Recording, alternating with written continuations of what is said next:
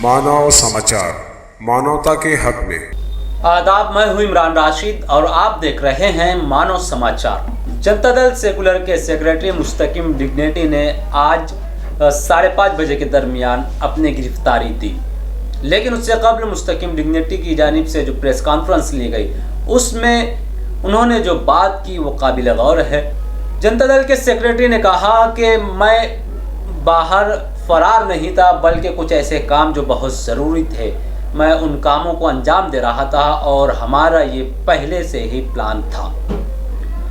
मज़ीद मुकामी लीडरान पर इल्ज़ाम तराशी करते हुए मुस्तकिम डिग्नेटी ने कहा कि ऐसा हादसा होने के बाद भी शहर के मुफाद में, शहर के लिए लीडरान ने किसी भी तरह की कोई क़यादत नहीं की, बल्कि बेतुके बयान दिए और सियासतबाजी की। कांग्रेस पार्टी और एनसीपी पर निशाना कसते हुए मुस्तकिम डिग्नेटी ने कहा कि हम तो आप सल्लल्लाहु अलैहि वसल्लम के नाम पर सड़कों पर आए, हमने बंद मनाया और हमको इस पर फ़ख्र भी है, लेकिन सवाल पैदा करते हुए कहा कि कांग्रेस और एनसीपी के लीडरान बंद में शामिल क्यों नहीं हुए। और भी बहुत सारी बातें मुस्तकिम डिग्नेटी ने की। पुलिस को भी निशाना बनाते हुए कहा कि पुलिस सही समत कार्रवाई नहीं कर रही है, जो कार्रवाई होनी चाहिए वो कार्रवाई नहीं हो रही है, लोगों को किसी और दूसरे केस में फंसाया जा रहा है। अब इन बातों में क्या सच्चाई है, कितनी हकीकत है, आप देखिए वीडियो और फैसला कीजिए। आज की ये प्रेस कॉन्फ्रेंस इसलिए बुलाई गई है कि पिछले महीने 12 नवंबर को आप सल्लल्लाहु अलैहि वसल्लम की शान में गुस्ताखी के मामले को लेकर रज़ा एकेडमी और दूसरी तंजीमों ने जो प्रोग्राम ऑर्गेनाइज़ किया था मालेगांव बंद का,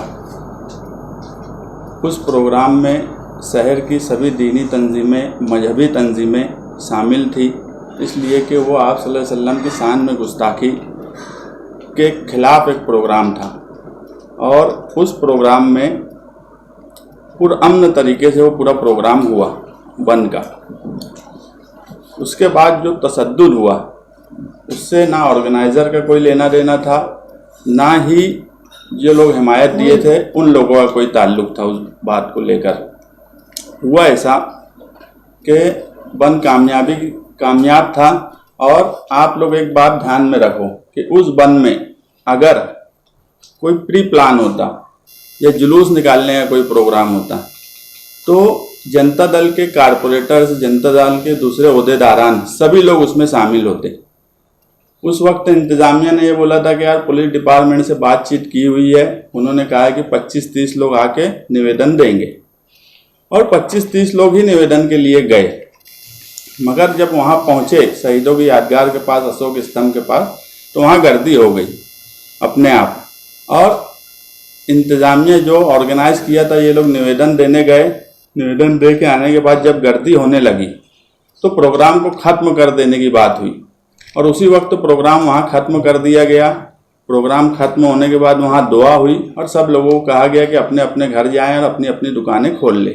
उस वक्त तक कोई भी तशद्दुद का वाक़या नहीं हुआ था। उसके बाद जब सब लोग चले गए और आईजी साहब जो है उन्होंने भी, जो उनका पहला बयान आया उसमें उन्होंने ये कहा कि यार जो ऑर्गेनाइज़र थे उन्होंने निवेदन दिया और उसके बाद वो अपने अपने घरों पर चले गए और यही सच्ची बात थी। उस प्रोग्राम के हो जाने के बाद मेरा पहले से ही एक प्रोग्राम तय था, मेरे बंगाल के कुछ दोस्त लोग थे, उन लोगों से बातचीत हुई थी और जो हिंदुस्तान में आज माहौल है, तहरीक और आंदोलन को जिस तरह कुचला जा रहा है, तो अंबेडकर की तलाश बोल के हम लोग हिंदुस्तान के कई हिस्से में जाने का मेरा पहले से ही प्रोग्राम था और 12 नवंबर के बाद मैं उसके लिए गया। और हम उस प्रोग्राम में, क्योंकि हिंदुस्तान आज़ाद हुआ उस वक्त 1947 में जब बंटवारा हुआ तो हिंदुस्तान के मुसलमानों ने अपना लीडर गांधी और अंबेडकर को माना, जिन्ना को नहीं माना।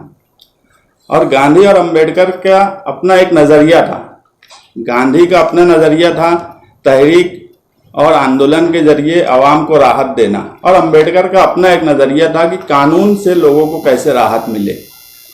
और इसी मुहिम में हम कुछ लोग, मेधा ताई से भी बातचीत हुई थी, हम लोगों का पूरा प्रोग्राम बना हुआ था और उस सिलसिले में मुझे जाना ही था।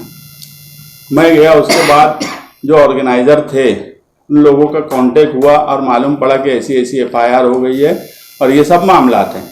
तो उन लोगों ने मुझसे कहा कि यार तुम कहाँ हो? तो मैं बोला मैं तो पहले से ही बाहर हूँ, मेरा ऐसा ऐसा प्रोग्राम था तो मुझे जाना ही था। तो उन लोगों ने कहा कि यार वकीलों से मशवरा कर लो, तुमको कानूनी समझ है, और प्रोग्राम कुछ हमारा अकेले का नहीं था, उसमें सभी लोग शहर के शामिल थे, इसलिए मुझे वकीलों से मशवरा करना मैंने ज़रूरी समझा और कानून ने मुझे इसकी इजाज़त भी दी है कि अगर कोई कंप्लेन हुई है तो मैं अपने तौर पे कानूनी तौर पे उसमें क्या मैं खुद फ़ायदा उठा सकता हूं और क्या दूसरे जो साथी थे उनको क्या फ़ायदा दिया जा सकता है, उसके लिए वकीलों से बातचीत करना वो सिलसिला शुरू हुआ। और उसके बाद से जो तरीके से मालेगांव में दहशत पैदा हुई वो इससे पहले मालेगांव शहर में कभी देखी नहीं गई। एक दहशत का ऐसा माहौल बना कि लोगों को निहाल साहब की याद आने लगी कि यार निहाल साहब थे उस वक्त, कभी इस तरह की दहशत इस शहर में कभी नहीं हुई। जो लोग लीडरी कर रहे इस शहर में, वो लोगों ने आवाम ने जिनको भरपूर वोट दी, वो लोग इस शहर की किस तरह नुमाइंदगी कर रहे हैं ये भी आज पूरे शहर के सामने है। ऐसे हालात में हमारा ये फ़र्ज़ बनता है कि कानून क्या है और कानून को हम किस तरह इस्तेमाल करें। और मेरी हमारा जो अम्बेडकर को तलाश मुहिम थी वो इस FIR में ही आ गई कि यार अब आज के गांधी को अम्बेडकर की ज़रूरत है। आज आंदोलन हो या तहरीक हो, अम्बेडकर की ज़रूरत से मतलब कानून और गांधी मतलब आंदोलन और तहरीक। और वो इस शहर में ही हमने देख लिया। त्रिपुरा के सवाल पे हम इसलिए एहतजाज करने की तरफ गए थे कि वहाँ की एजेंसीज ने गलत तरीका इस्तेमाल किया था, मगर वही चीज़ आज हमारे साथ मालेगांव शहर में भी हो गई। और जब मुझे FIR और फरियाद की कॉपी दी गई और वो जब मैं पढ़ा, ये सब सरकार, महाराष्ट्र सरकार की तरफ से किया गया काम है। इसमें पुलिस का रूल उस वक्त भी बहुत अच्छा रहा जब तशद्दुद हुआ, वो मालेगांव शहर के SP हो, DYSP हो या मालेगांव शहर के PI हो, उन्होंने कहीं ना कहीं उसको कंट्रोल किया। मगर उसके बाद जब सरकार का दबाव आया, आप FIR की कॉपी अगर देखेंगे तो उसमें सब दीनी तंजीमों के नाम हैं। उसमें सियासी पार्टियों के सिर्फ 2 ही नाम हैं, एक जनता दल, एक MIM, जबकि ऑफिशियल राष्ट्रवादी का लेटर भी था, हिमायत का अखबारों में भी आया, कांग्रेस का भी लेटर था, मगर उसके बाद FIR में इन 2 पार्टियों का नाम नहीं लिखा गया। इसका मतलब है कि सरकार की तरफ से ये सब FIR की कार्रवाई की गई जो कि गलत तरीके से की गई। 5-5 FIR दाखिल की गई और लोगों को हैरान और परेशान किया गया। जिसका जो जुर्म था उस पर वही कलम लगती तो ठीक था। मेरी कोई स्पीच, हेड स्पीच नहीं थी, मैंने कोई तशद्दुद की बात नहीं की। हम गांधी को मानने वाले लोग हैं, कभी हम हिंसा की तरफ जाएंगे ऐसा कभी हुआ ही नहीं है। मगर उसके बाद जब मामला बढ़े और जब लीडरी शुरू हुई तो बहकी हुई लीडरशिप थी मालेगांव शहर की। सबसे पहले आसिफ शेख का बयान आया कि प्रेस कॉन्फ्रेंस में कि ये एक फिरका परस्त तंजीमों की तरफ से सोची समझी साजिश के तहत किया गया है। उसके बाद उनके वालिद शेख रशीद साहब का बयान आता है कि जो ऑर्गेनाइजर थे जिन्होंने प्रोग्राम रखा, जबकि वो खुद उनके हिमायती थे, उनके खुद नुमाइंदे थे, ये खुद हुजूर की शान में गुस्ताखी के सवाल पे रोड पर नहीं आए। हमें तो एक फक्र है कि हम हुजूर की शान की गुस्ताखी के मामले में रोड पे आए थे, एहतजाज किया था और बंद की हिमायत किए थे। ये खुद रोड पे नहीं आए, इन्होंने अपना नुमाइंदा भेजा और उसके बाद ये बोलते हैं कि जो ऑर्गेनाइजर थे उन्होंने ही साजिश के तहत ये सब किया। उसके बाद फिर शेख आसिफ का बयान आता है कि ये एक हादसा था। तो ये बहकी हुई लीडरशिप है, इनको खुद भी नहीं समझ रहे कि ये शहर की क्या नुमाइंदगी करेंगे। इन्होंने सिर्फ एक काम किया, अपनी पार्टी को बचाने का काम किया, शहर को बचाने के लिए इन्होंने कोई कोशिश नहीं की, शहर को फंसाने की कोशिश की। अगर ये शहर के लिए सोचे होते तो इन्होंने ये सोचा कि FIR में पार्टी का नाम ना आए, मगर इन्होंने ये नहीं सोचा कि शहर के इतने लोगों का जो नाम आ रहा है ये गलत है, इसके लिए सरकार में जाके नुमाइंदगी की जाए।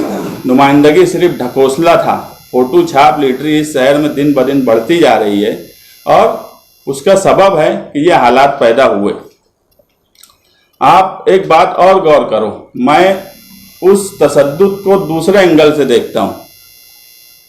मेरी मालूमात ऐसी है कि आज 1 महीना हो गया, आप कारपोरेशन में भ्रष्टाचार और बदनवानी के खिलाफ कौन बोलता?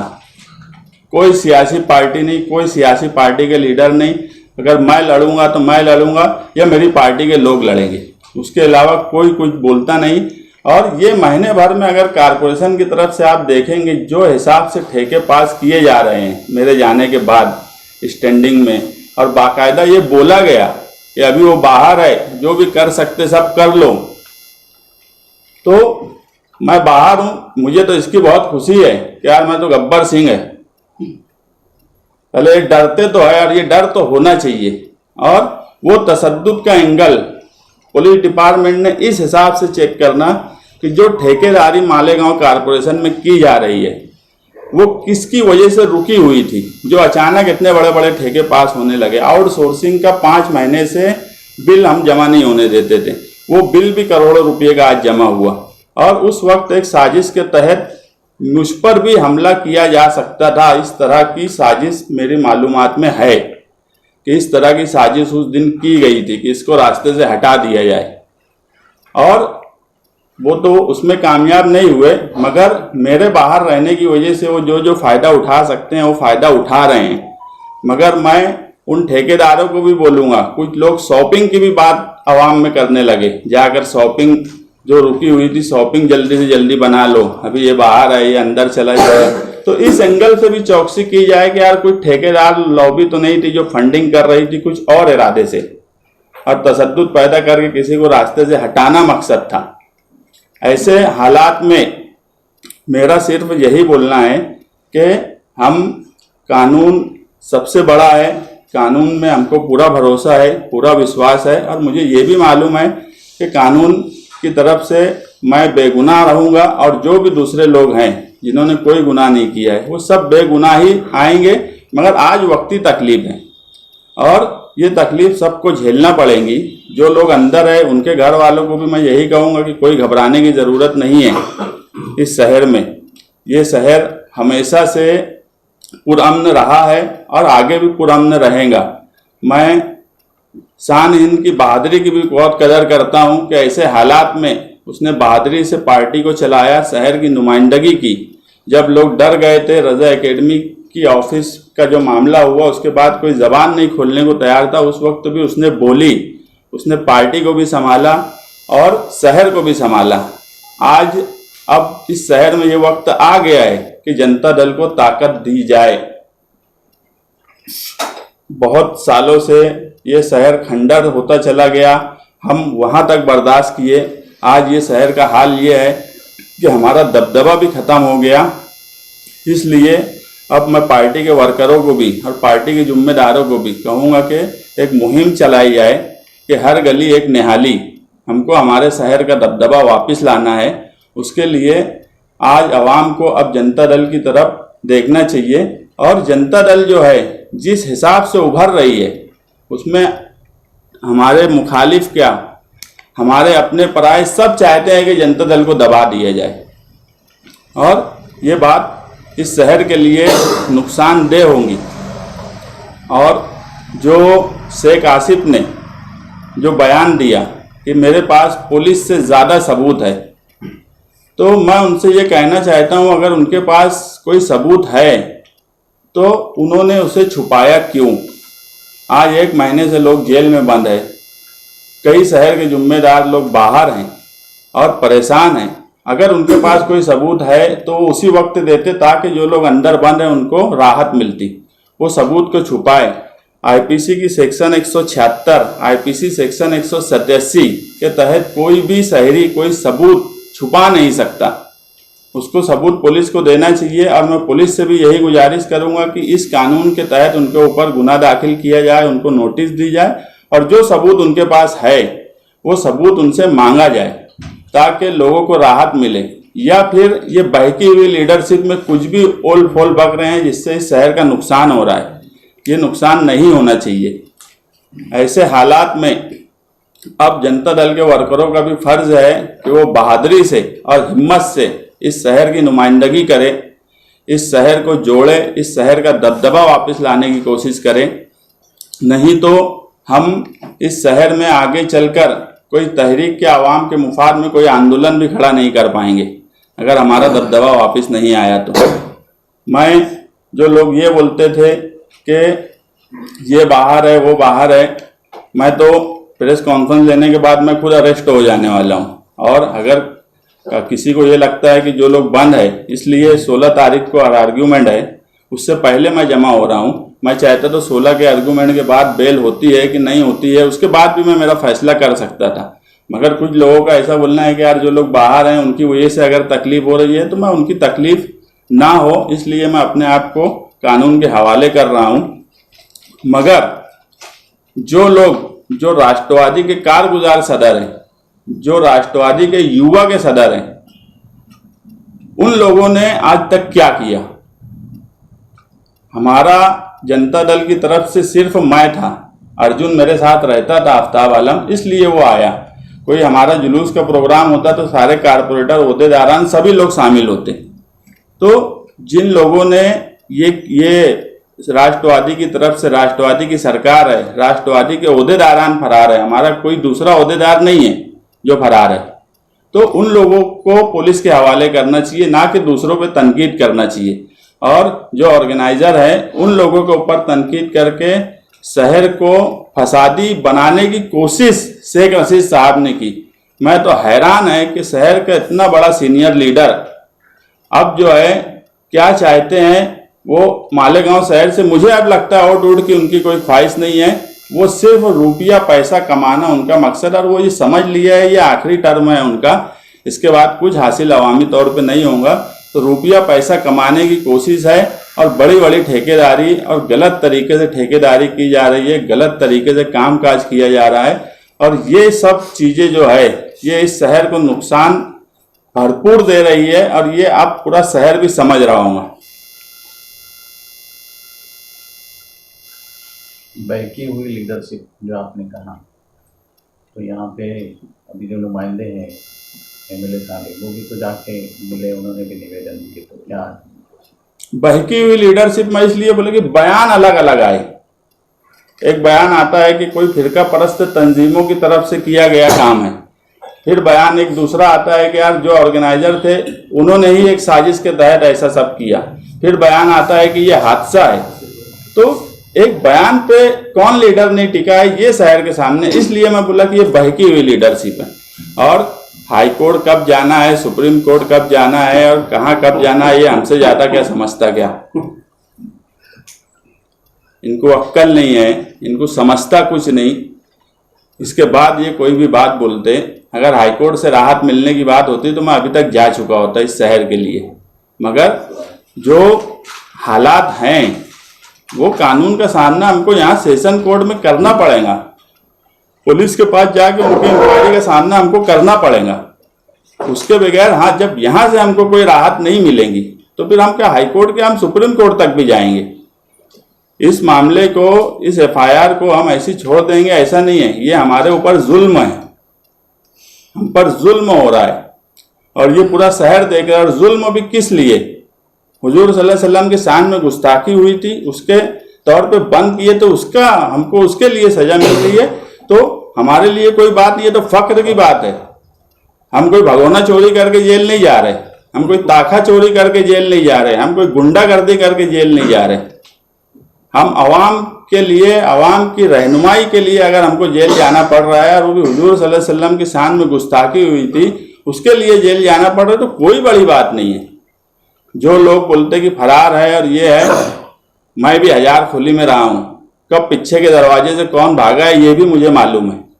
और जेल से छूट के आने के बाद इस शहर में नुमाइंदगी किस तरह की गई, किसने नुमाइंदगी की और किसने मुखबरी की, ये भी शहर के सामने मैं लाऊंगा।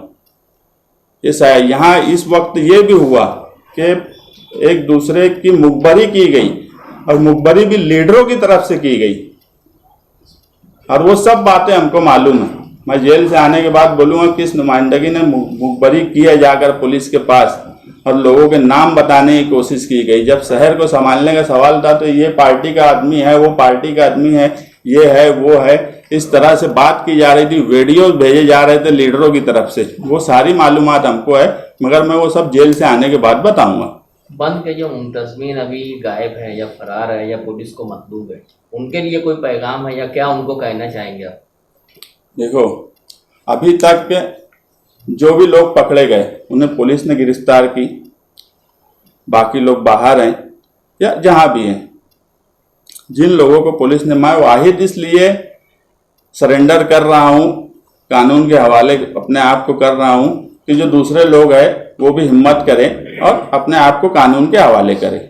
कोई मतलब नहीं है, कानून से बड़ा कुछ भी नहीं है, इसी से कोई डरने की ज़रूरत नहीं है। कानून ही इस मुल्क में सबसे बड़ा रहा है। और मैं बोला कि यार, हमारा संविधान पे इतना भरोसा है, बाबा साहेब अम्बेडकर के संविधान पे आज हिंदुस्तान के मुसलमानों को भी उतना ही भरोसा है जितना मालेगांव के लोगों को है।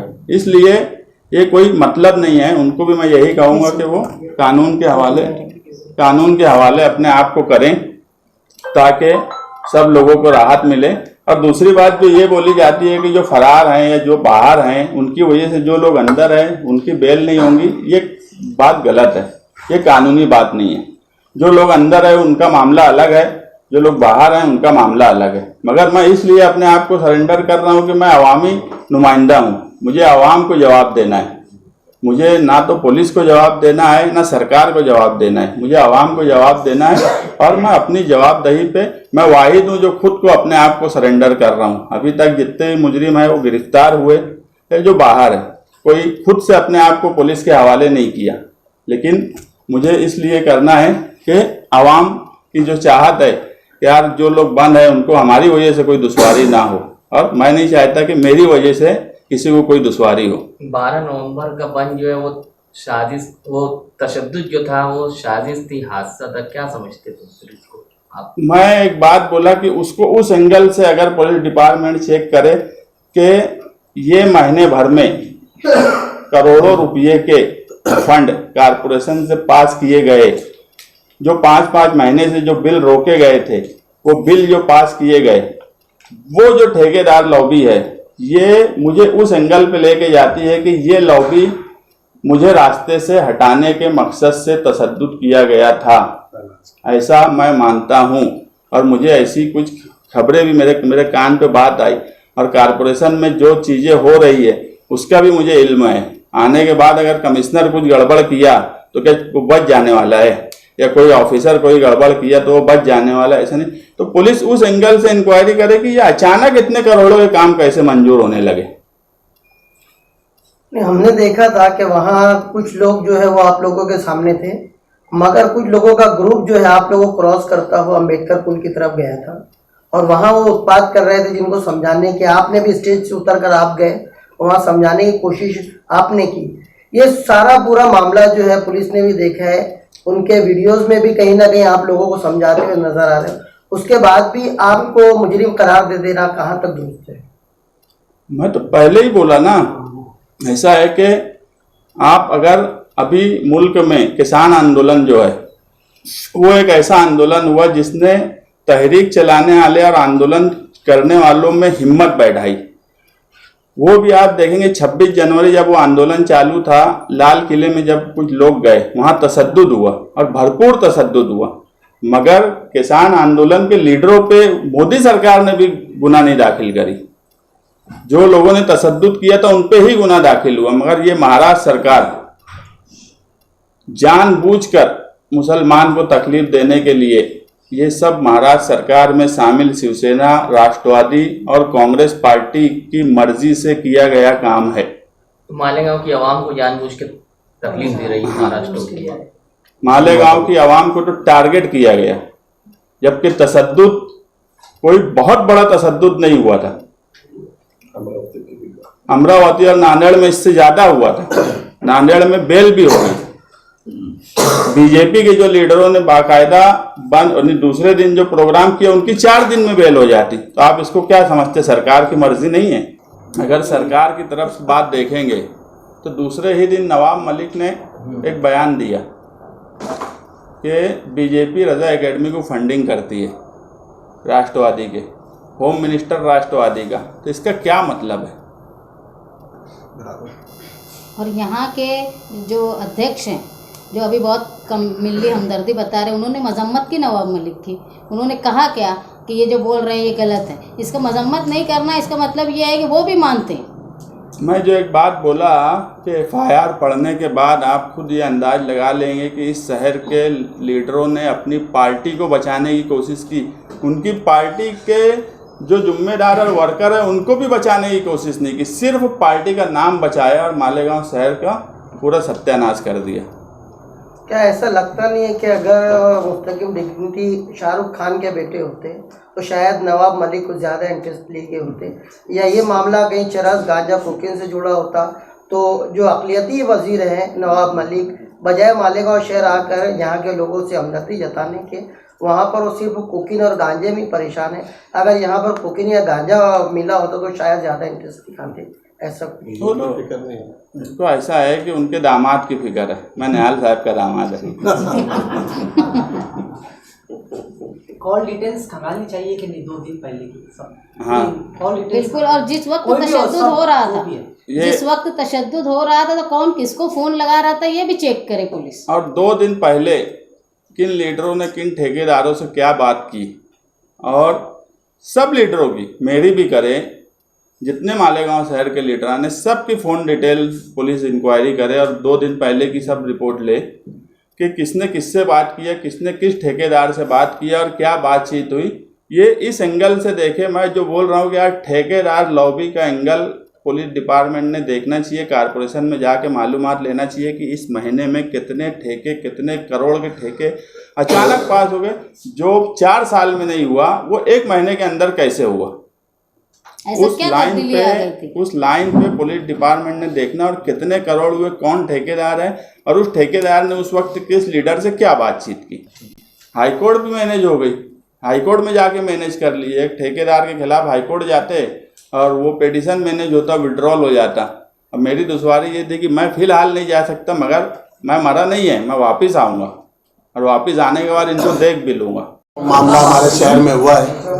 हुजूर की शान में गुस्ताखी के लिए सारे लोग यहाँ पे लीडरान हो के, मिली तंजीम हो के, जो अदारे हो, पूरा शहर में ऐसा बंद कभी नहीं हुआ। निहाल साहब के टाइम में कभी बंद हुआ था और उसके बाद में अभी हुआ बंद। ये पूरी प्लानिंग करके किया गया था। उसके अंदर जिस तरह से मुस्तकिम डिग्री ने बताया कि ठेकेदार लॉबी भी हो सकती है। और सबसे बड़ी बात, जो लोग लीडरान इसमें हाजिर नहीं थे उनकी भी इंक्वायरी करना चाहिए कि वो क्यों हाजिर नहीं हुए। जो हुजूर के नाम पे गुस्ताखी के बाद में एक कॉमन आदमी जो खुद की रोजी रोटी छोड़ के भूखा रह के इसमें शामिल हुआ, तो ऐसे लीडरान जो कि हमेशा से आंसू बहाते ऐसी बातों पे, वो इसमें हाजिर क्यों नहीं हुए और बाद में उन्होंने क्या किया। ऐसा तो नहीं कि पहले से उनको मालूम था कि तशद्दुद हो सकता है, क्योंकि अगर हम खुद हाजिर थे तो हम क्यों ऐसा चाहेंगे कि ऐसा कुछ हो। हमको नहीं समझ रहा कि यार हम खुद हाजिर है, अरे कोई मर जाता, कोई बात हो जाती तो हम तो वहाँ हाजिर थे ना। जो हाजिर नहीं थे उनको पहले से हो सकता है इल्म हो कि ऐसी कोई बात होने वाली है, हाजिर मत, जबकि उनकी पार्टी की हिमायत रही, उनकी ऑफिशियल लेटर दिया गया हिमायत का, उसके बाद क्या हाजिर रहने का मतलब क्या है। और सवाल भी ऐसा है कि जिससे कोई मुसलमान यानी बरी हो ही नहीं सकता उस सवाल पर। वो हुजूर पाक सल्लल्लाहु अलैहि वसल्लम की गुस्ताखी का सवाल था, उसमें कैसे क्या कोई गैर हाजिर रहेगा। और कोई इशू होता सियासी तो आदमी बोल देता, मगर वो तो सवाल ही हर मुसलमान से जुड़ा है। और इसके अंदर एक बात ऐसी है कि उसके बाद में जो हमारे लीडरान थे उनके जो बयानात भी आए कि पथराव हुआ तो ये कलम लगेंगे, क्या कलम लगेंगे और क्या कलम लगी, ये जो पुलिस की मुखबरी भी हमारे जो बड़े लीडरान थे जो इसमें हाजिर नहीं थे उन्होंने किया। और सबसे बड़ी बात जो हमारे शहर में हुआ कि शहर का जो दबदबा था वो ख़त्म हो गया, जो आज तक लोग हिम्मत थी वो ख़त्म हो गई। लोगों की जो हिम्मत थी किसी भी तहरीक के लिए रोड पे आने की, खासतौर से मजहबी मामले में, आज 6 दिसंबर का जो मामला था, 6 दिसंबर को किसमें हिम्मत भी नहीं थी कि उसके बारे में कोई स्टेटमेंट दे कि कोई प्रोग्राम करे। ये तो हमारे जनता दल शहर अध्यक्ष शान हिंद निहाल अहमद, जिसकी मैं तारीफ करूंगा कि उसकी हिम्मत की कि उन्होंने प्रेस कॉन्फ्रेंस ली, हम जनता दल के लोग सारे उसमें हाजिर रहे, उसके बाद लोगों की हिम्मत हुई कि जाके मेमोरेंडम देने की या अजान देने की। तो ये हिम्मत जब हमने एसपी को भी बोला कि तुम तो इमरजेंसी जैसा कर डाले, तुम तो प्रेस कॉन्फ्रेंस लेने के वास्ते भी प्रेस रिपोर्टर से ज्यादा पुलिस वाले वहां बैठे थे। तो ये जो लोगों में डर था, खासतौर से हमारे लीडरान भी जो डर के घर में बैठ गए थे, उनको भी कहना कि हमने प्रेस कॉन्फ्रेंस लेकर निकाले और हिम्मत दिए कि कम से कम आके मेमोरेंडम तो दो, आप कौम और मिल्लत के लिए बोलने की हिम्मत तो इसमें आए। तो आज तुम्हारी हमारी सबकी जिम्मेदारी है, जिस तरह मुस्तकिम डिग्री एक नारा दिया है, हर गली में एक निहाली, तो अब हमको अपने शहर के लिए तुमको हमको साथ में मिलकर कोशिश करना पड़ेगा। तुमको हमको हमारे शहर को जब तक खंडर हुआ था, धूल मट्टी थी, हमने बर्दाश्त किया। अब तो घर से निकलने के लिए भी जब डर लगने लगी और कुछ बोलने के लिए भी डर लगने लगी, ये तो आज़ादी ही नहीं, ये तो गुलामी से भी बदतर जिंदगी है। मैं आप सब लोगों का शुक्रिया अदा करता हूँ कि आप लोगों ने इतने शॉर्ट टाइम में, इतने क्रूशल टाइम के अंदर आके अटेंड किया, और आप लोगों की जिम्मेदारी है कि जिस तरह से प्रेस कॉन्फ्रेंस हुई इसको आप अच्छी से कवरेज करें और आवाम तक सच्चाई पहुंचाएं। मैं आप सबको शुक्रिया अदा करता हूँ।